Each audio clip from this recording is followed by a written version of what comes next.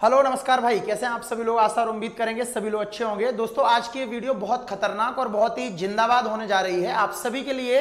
जो loco pilot CBT 2 exam की विद्यार्थी तैयारी करना चाहते हैं उनके लिए बेस्ट स्ट्रेटजी क्या हो सकती है, ग्रुप डी वाले जो विद्यार्थी हैं उनके लिए किस प्रकार से उनको तैयारी करनी चाहिए, इन सारे मुद्दों पर हम आज की क्लास में बात करेंगे। सिलेक्शन का या यूं कहें इस बार मेरिट में अपने नाम को लिस्ट में बनाने के लिए जो सबसे अहम मूल मंत्र है वो क्या है, इन सारे मुद्दों पर इसकी वीडियो में बात करेंगे मेरे दोस्तों। अगर आपको वीडियो पसंद आए तो लाइक कर देना और सभी दोस्तों तक शेयर करके चैनल सब्सक्राइब कर लेना। चलिए शुरू करते हैं डायरेक्ट मेरे भाई, ठीक है।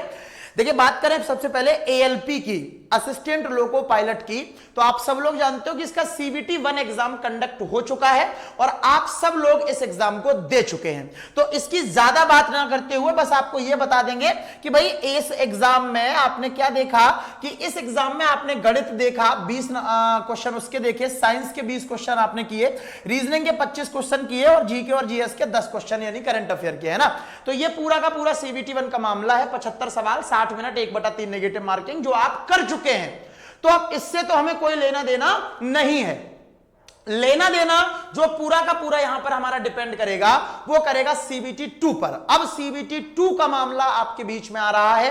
पूरा का पूरा खेल, पूरी की पूरी मेरिट, क्योंकि सीबीटी 1 जो है वो केवल क्वालिफाइंग था, कोई नंबर आपके नहीं जुड़ेंगे सिलेक्शन में, केवल आपका क्वालिफाइंग था। हम रिजल्ट की भी बात करेंगे कि क्या रिजल्ट का इशू चल रहा है। सबसे पहले हम आपको मुद्दे की बात बता देते हैं कि अब आगे पूरा खेला सीबीटी 2 का है मेरे भाई। इतना तुम क्लियर तरीके से समझ लो कि सीबीटी 2 में अगर तुम अच्छा स्कोर करके आ रहे हो तो ही आप लोको पायलट बन पा रहे हो। सीबीटी 1 में आपने कितना भी अच्छा स्कोर किया हो, कितना भी खराब स्कोर किया हो, अगर आपका नाम लिस्ट में आ गया सीबीटी 1 में, आप क्वालिफाई हो गए सीबीटी 1 में, इसका मतलब है कि फिर वो सारे बच्चे बराबर हैं। अब आपको सीबीटी 2 में अच्छी मेहनत करनी है तभी आपका सिलेक्शन होगा। अगर हम बात करें तो सीबीटी 2 में 2 पार्ट है, पार्ट ए और पार्ट बी। पार्ट ए मैंने ब्रैकेट में लिखा, खेल यहीं से होगा। क्यों? क्योंकि मेरिट यहीं से बनेगी। पार्ट बी से भी मेरिट नहीं बनेगी, पार्ट ए से ही मेरिट बनेगी। समझ में आया? दोबारा समझिए। पार्ट ए के अंदर जो गणित है उसके 25 सवाल हैं, रीजनिंग है उसके 25 सवाल हैं, यानी 50 नंबर का मैथ रीजनिंग हो गया। बेसिक साइंस, इंजीनियरिंग, ड्राइंग मिलाकर 40 सवाल है। आप कहिएगा नहीं 50 हैं, तो मैं आपको बता दूं कि कहीं पर भी किसी ऑफिशियल नोटिफिकेशन में यह नहीं लिखा है कि बेसिक साइंस इंजीनियरिंग के 50 सवाल हैं, ठीक है।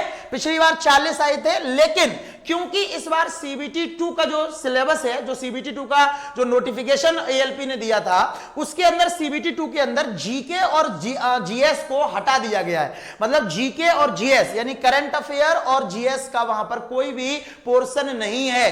इस वजह से ये जो 10 क्वेश्चन मेरे दोस्तों यहां पर बच रहे हैं, इन 10 क्वेश्चनों की 2 संभावनाएं हैं कि इन 10 क्वेश्चनों को इन तीनों सब्जेक्ट में अरेंज कर दिया जाए, यानी कि 2 क्वेश्चन इसको दे दिए, 3 इसको दे दिए, 4 इसको दे दिए, 5 इसको दे दिए, 2 इसको, 3 इसको, ऐसे करके इन 10 को इन तीनों सब्जेक्ट में बांट दिया जाए। एक संभावना यह है। दूसरी संभावना यह है कि जीके और जीएस के जो 10 क्वेश्चन है इनको डायरेक्ट ईडी में उठा के यानी बेसिक साइंस इंजीनियरिंग में जोड़ के 50 का कर दिया जाए।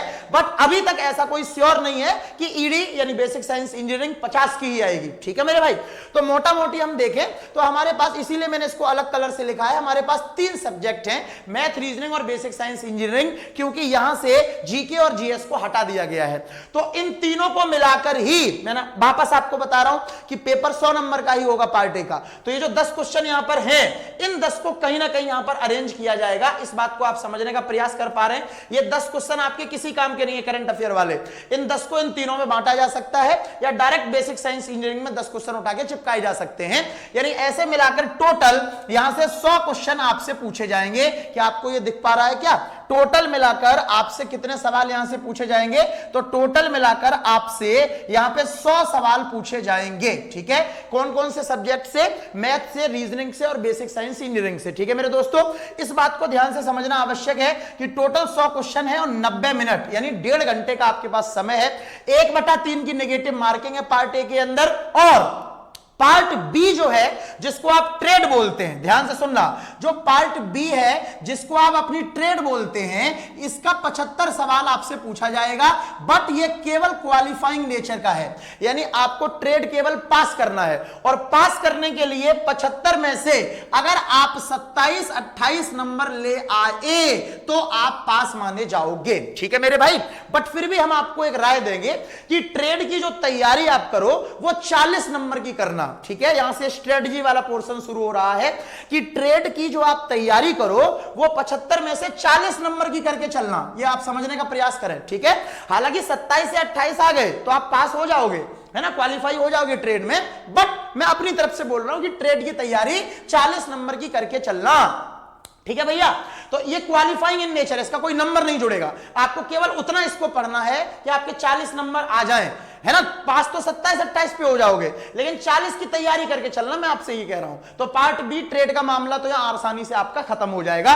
एक बात यहां जरूरी ये है कि ट्रेड में भी नेगेटिव मार्किंग होती है 1/3 की। कई लोग ये मतलब कंफ्यूजन में होते हैं, कई सारे बच्चे, कि गुरुजी पार्ट ए में ही नेगेटिव मार्किंग है या ट्रेड में नेगेटिव मार्किंग है या नहीं है। तो मैं आपको बता दूं, ट्रेड में भी 1/3 की नेगेटिव मार्किंग होती है।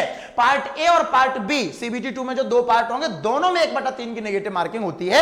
यहां पार्ट बी में आप 27-28 में पास हो जाओगे, लेकिन 40 की तैयारी करके चलना। मेन मुद्दा यहां पर है मैथ में, रीजनिंग में और साइंस प्लस ईडी में, क्योंकि सिलेक्शन यहीं से होगा, मेरिट यहीं से बनेगी, नंबर यही जुड़ेंगे, ना ये नंबर जुड़ेंगे ट्रेड के, और जो CBT 1 आप अभी देकर आए हो ना उसके नंबर जुड़ेंगे। नंबर किसके जुड़ेंगे सिलेक्शन के लिए? मैथ के, रीजनिंग के और साइंस के, CBT 2 के पार्ट ए के। ठीक है, तो मेन मुद्दा यह है कि गुरुजी ये जो मैथ, रीजनिंग और साइंस प्लस ईडी है, इसको अब हम 1 महीने में तैयार कैसे करें, क्योंकि 19 मार्च डेट दे दी गई है CBT 2 के एग्जाम की। हो सकता है कि CBT 2 का एग्जाम 19 मार्च की जगह 22 मार्च को हो, 2-3 दिन आगे बढ़ा दिया जाए, क्योंकि 2 से 20 मार्च तक RPF कांस्टेबल का एग्जाम है। तो 19 और 20 मार्च को RPF कांस्टेबल वाले जो बच्चे कॉमन फंसेंगे, हो सकता है उनका भी CBT 2 का एग्जाम हो, तो इस वजह से उनका एग्जाम ना छूटे, ये डेट 2 दिन 3 दिन आगे बढ़ाई जा सकती है, ऐसी एक संभावना है। बट हम मान के चलेंगे हमारे पास 1 महीना है, 30 दिन है अब टोटल, और 30 दिन में हमें CBT 2 पास करना है। अब मेरे भाई एक बात समझने का प्रयास करो, कई बच्चे बोलते हैं कि गुरुजी क्या 30 दिन में हम CBT 2 पास कर लेंगे, हम 30 दिन में CBT 2 की तैयारी कर लेंगे? तो उनसे मैं एक बात बोलना चाहता हूं कि पागल आदमी, इस बात को समझो यार मेरे भाई, कि आप 30 दिन में थोड़ी ना तैयारी कर रहे हैं CBT 2 की, तैयारी तो आप 1 साल से कर रहे हैं। आप CBT 1 पास कैसे करके आए हो? क्या वो तैयारी काम नहीं आएगी CBT 2 में? बिल्कुल आएगी।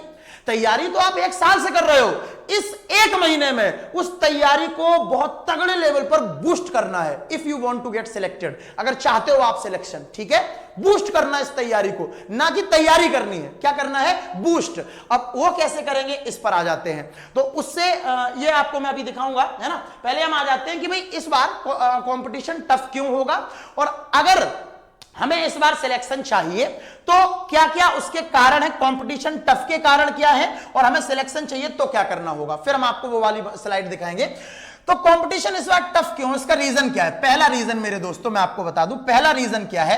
पहला रीजन ये है दैट रिपीटर्स जो बैठे हुए हैं, रिपीटर्स कहने का मतलब ये है 2018 लोको पायलट में मान लो कोई बच्चा कहीं से मेरिट से आउट हो गया, उसने मैथ रीजनिंग अच्छे से नहीं पढ़ा, मेरिट से बाहर हो गया।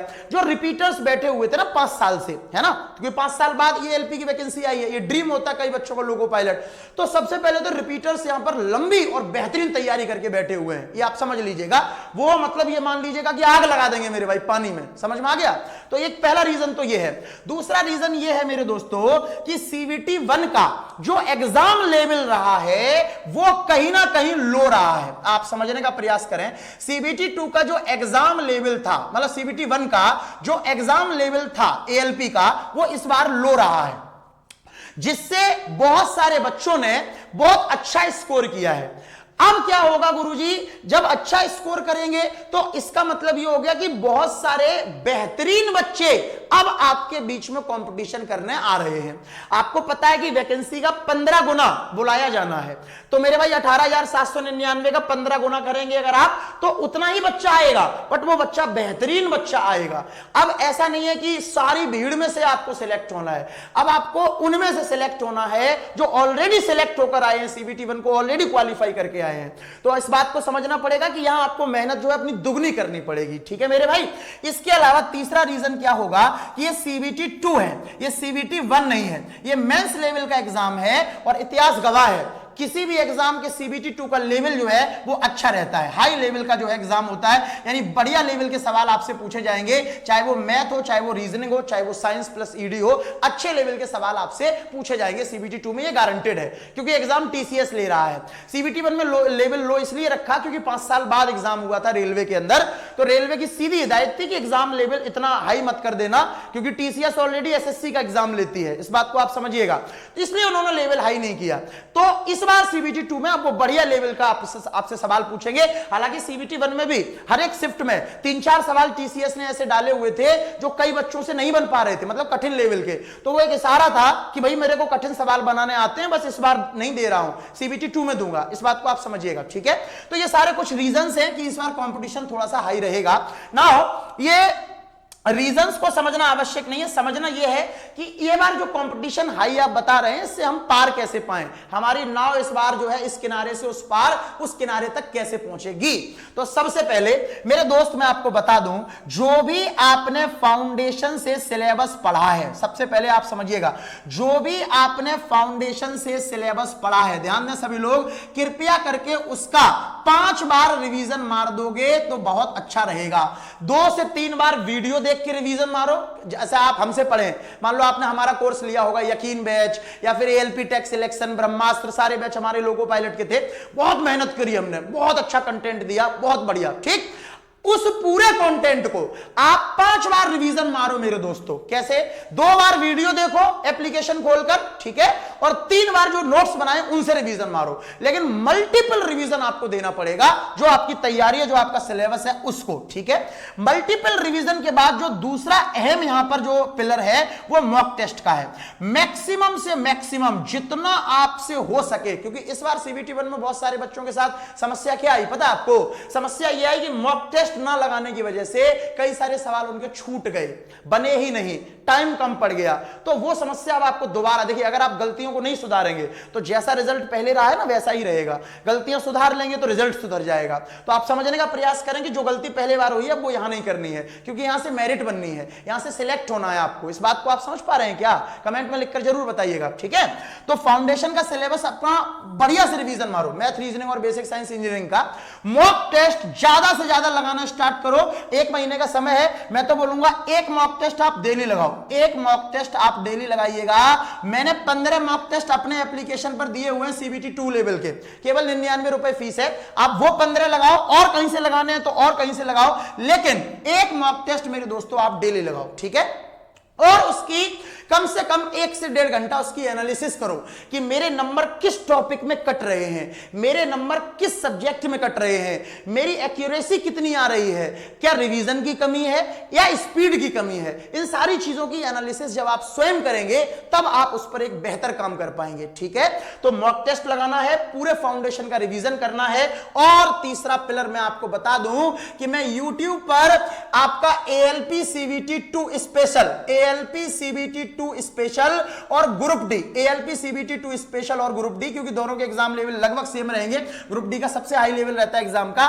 मैं YouTube पर ALP CBT 2 और ग्रुप डी दोनों के लिए गणित का एक खतरनाक बेहतरीन प्रैक्टिस सेट शुरू करने जा रहा हूं, जिसमें हम डेली 25 सवाल गणित के करेंगे। तो आप सभी लोग शाम को 8 बजे से ये क्लास लाइव हुआ करेगी, 8 से 9 बजे तक, ठीक है। तो आप डेली लाइव इस क्लास में जुड़ें और लाइव एक तरीके से आंसर करें 1 महीने तक, ठीक है। तब आपकी स्पीड बढ़ेगी और आपकी एक्यूरेसी बढ़ेगी।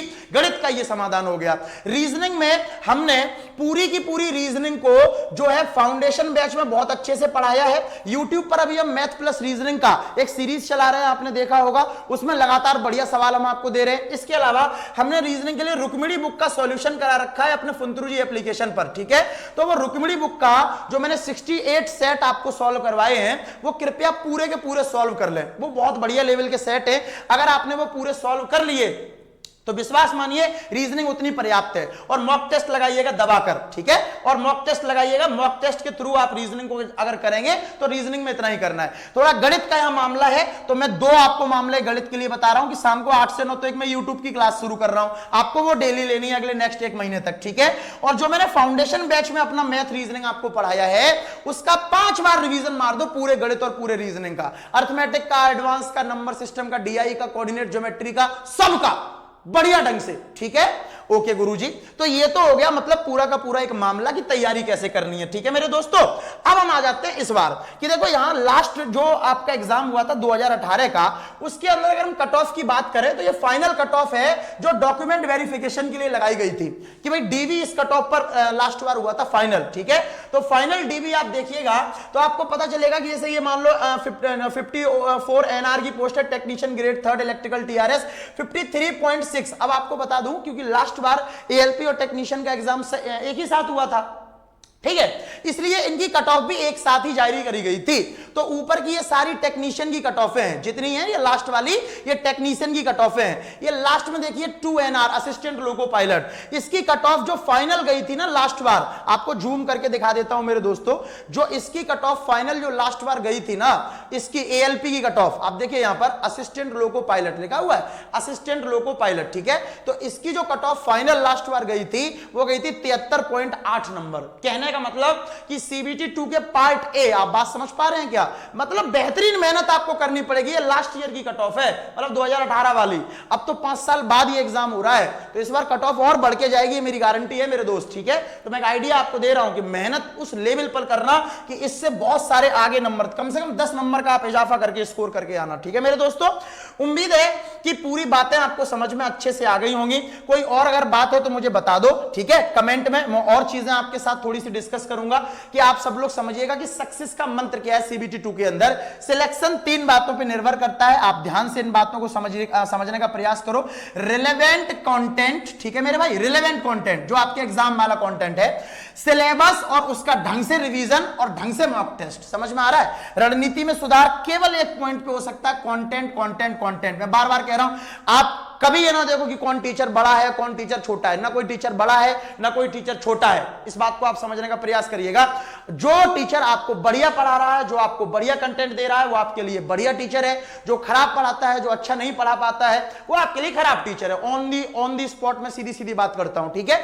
तो सिलेक्शन इन 3 बातों पर डिपेंड करता है। रिलेवेंट कंटेंट पढ़ो एग्जाम वाला, सिलेबस पूरा कंप्लीट करो, उसका ढंग से रिवीजन मारो और मॉक टेस्ट लगाओ, ठीक है। सब्जेक्ट की बात करें तो मैथ सीबीटी 2 में करना है, साइंस, रीजनिंग, ईडी और जीके जीएस आपका हटा दिया गया, इस बात को आप समझिएगा। एनवायरनमेंट के सवाल आपके आएंगे बेसिक साइंस इंजीनियरिंग के अंदर ही। तो आपको मेनली जो फोकस करना है यहां पर 3 सब्जेक्ट पर, मैथ पर, रीजनिंग पर और किस पर मेरे दोस्तों, बेसिक साइंस इंजीनियरिंग पर, ठीक है। तो ये पूरी बात आपकी हो गई किसके साथ में, ये पूरी बात आपकी होगी स्ट्रेटजी के साथ में कि करना क्या है। बात करें मेरे दोस्तों ग्रुप डी वाले बच्चों के लिए, तो ग्रुप डी में मैं मैथ और रीजनिंग की आपकी जिम्मेदारी लेता हूं कि अगर आप मेरे साथ जुड़कर, ग्रुप डी वाले बच्चे मेरे साथ जुड़कर अगर एक बार मैथ और रीजनिंग को हमसे फाउंडेशन से पढ़ लेते हैं और जो हमने यूथ बुक की प्रैक्टिस कराई है वो प्रैक्टिस कर लेते हैं जीरो से पढ़ने के बाद, तो ये मैं गारंटी देता हूं कि जो ग्रुप डी के अंदर मैथ रीजनिंग 55 नंबर का है ना, आप 55 में से 55 ठोक के आओगे। ये मेरा वादा है आप सभी से, अगर आप अच्छे से हमारे साथ एक बार पढ़ लो। देखो इन दोनों में सीधी सीधी स्ट्रेटजी यही है कि इन दोनों का सिलेबस पूरा अच्छे से करना पड़ता है। आपको पूरा गणित जो है अर्थमेटिक एडवांस पूरा का पूरा चैप्टर वाइज जीरो लेवल से एक एक बारीकी को समझते हुए आगे बढ़ना होगा। Same for the reasoning, reasoning एक बार आप हमसे पढ़ लो, दोबारा पढ़ने की जरूरत नहीं पड़ेगी, ठीक है भाई। तो आप इस प्रकार से जो है आप हमारे साथ जुड़ के तैयारी करिएगा, सबसे बेस्ट ऑप्शन आपके पास यही है।